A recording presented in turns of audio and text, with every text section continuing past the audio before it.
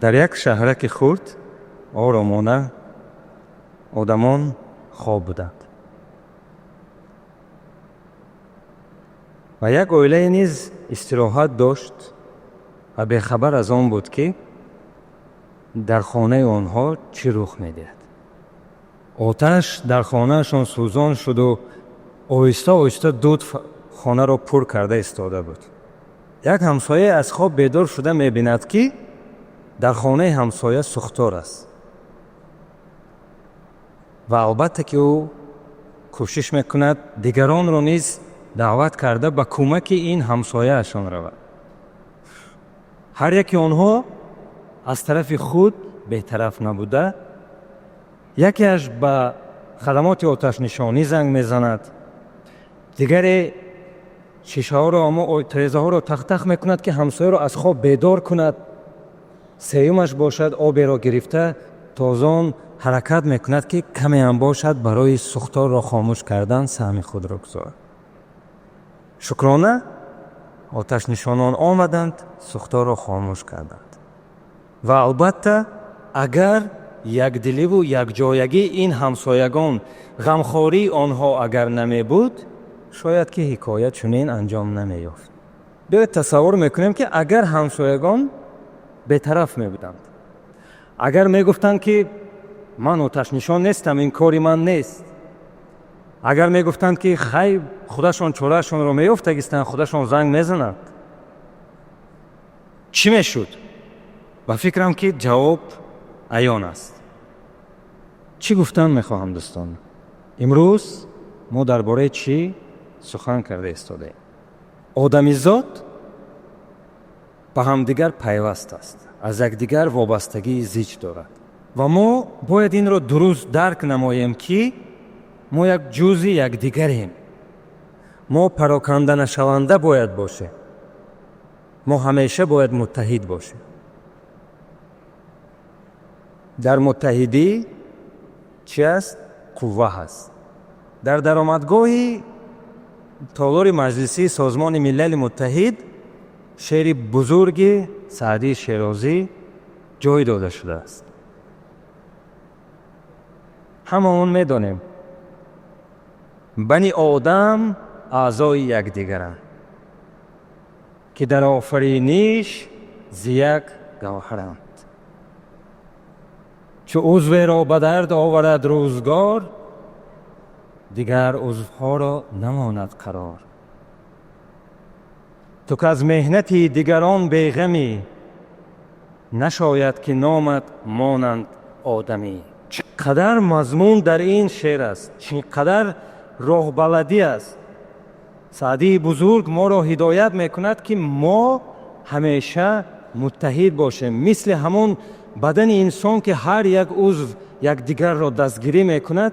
мо одамизод, мо инсонҳо бояд чунин бошем. биёед акнун тасаввур мекунем ки дар алиф чӣ мешавад. агар дар алиф ҳар яки мо танҳо тамошобин шавем, ба якдигар кӯмак накунем, агар мизоҷони мо дуру дароз интизор шаванд дар зангҳо, агар онҳо надонанд ки ҳамкорони худро мо агар кӯмак нарасонем, нафаҳмонем ки хизматрасонӣ чӣ хел аст, онҳо раҳгум зананду ба мизоҷон расонида натавонанд, фаҳмонида натавонанд. агар ки мо як маълумотро дар реклама паҳн кунему накунем ва мизоҷонро огоҳ накунем, онҳо омада бо мо ҷанҷол кунанд, чӣ мешавад? ягон мизоҷ намегӯяд ки айби далер аст ё айби фронт офис аст ё айби IT ҳаст. мизоҷон мегӯянд ки алиф кори маро буд накард, алиф маро ранҷонд, ман аз алиф норозиам мегӯянд.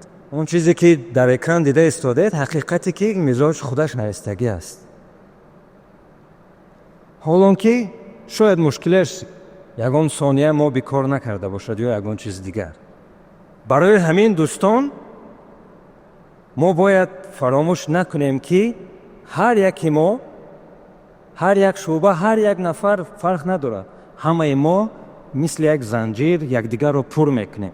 лекин агар пароканда шавем, дигар он мустаҳкамӣ намешавад.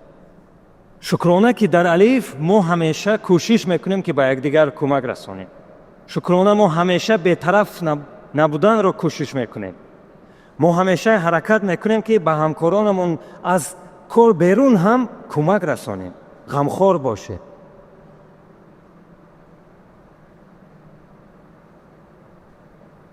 و اینجا سوال می آید که ما چه الف رو دیدن می خواهیم؟ چگونه الف رو دیدن می خواهیم در آینده؟ الف بی مسئولیت یا الف بی طرف یا اینکه الف پر از مهر و غمخواری؟ اینجا نیز به فکرم که جواب به همه معلوم است و هممون میدونیم چیست.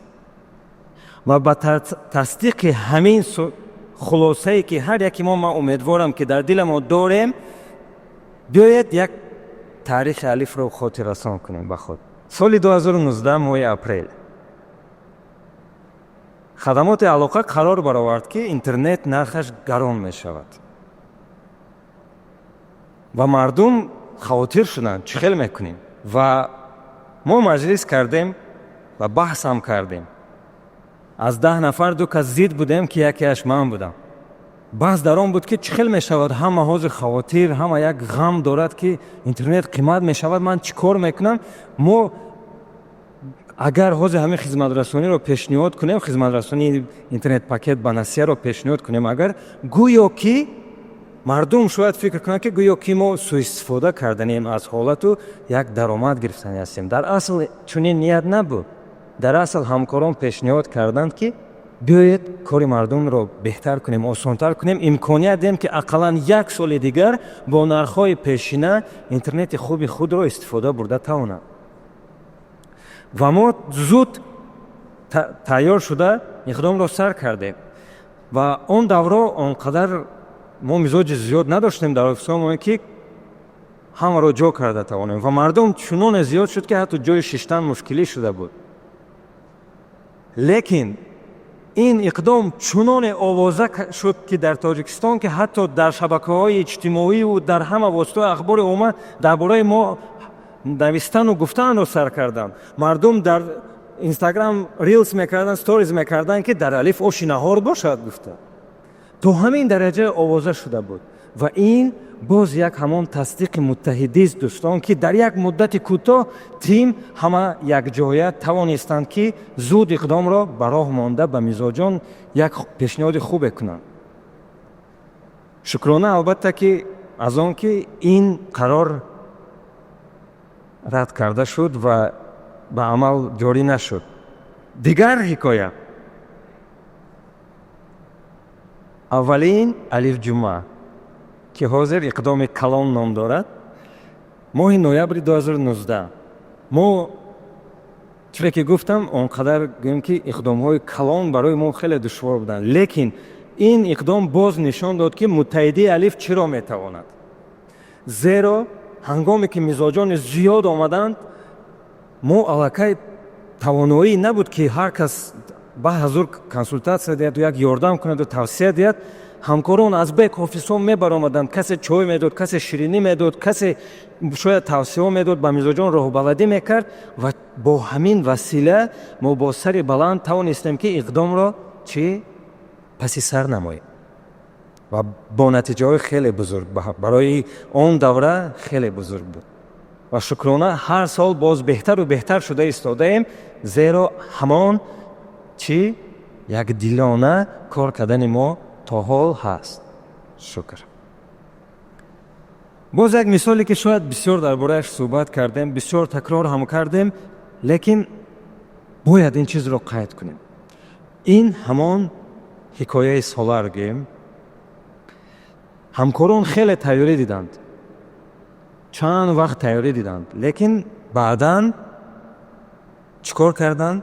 شب از 29 به 1 مارس سال 2024 وقتی گذشت تا 5 سحر حرکت کردند که هر چیز زودتر در وقت آنی که میزاجان اکثریت خوابند، تنها میزاجانی که در خارجه کم و بیش بودند و آنها شمارهشون خیلی خرد بود، در همین وقت خودشان خواب نرفتند. از هر گونه تیم ها ҳамакаса дастаҷамъона чӣ кор карданд? Ҳамин гузариш ба процессинги навро ба роҳ монданд. ба наздикӣ ҳам барои ҳамин корро давом додан, боз беҳтар кардан, мо низ ҳар яки мо чӣ шудем? дар ҳамин иқдом иштирок кардем гӯем. ҳар яки мо дар ҳамон тестҳо бигзор хай гуфти русо без жертв не обошлось.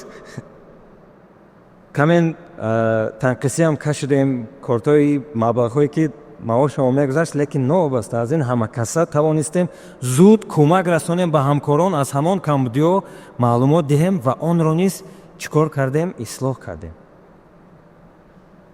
оё мешуд агар мо ин корро намекардем? оё мешуд агар мо мегуфтем ки не ягон кас ягонтаи мо иштирок намекунем? ба фикрам ки душвор мешуд, хеле душвор мешуд ва албатта ки шикоятҳо низ зиёд мешуданд. инсон дӯстон худаш танҳо ҳамаи ин корҳоро карда наметавонад.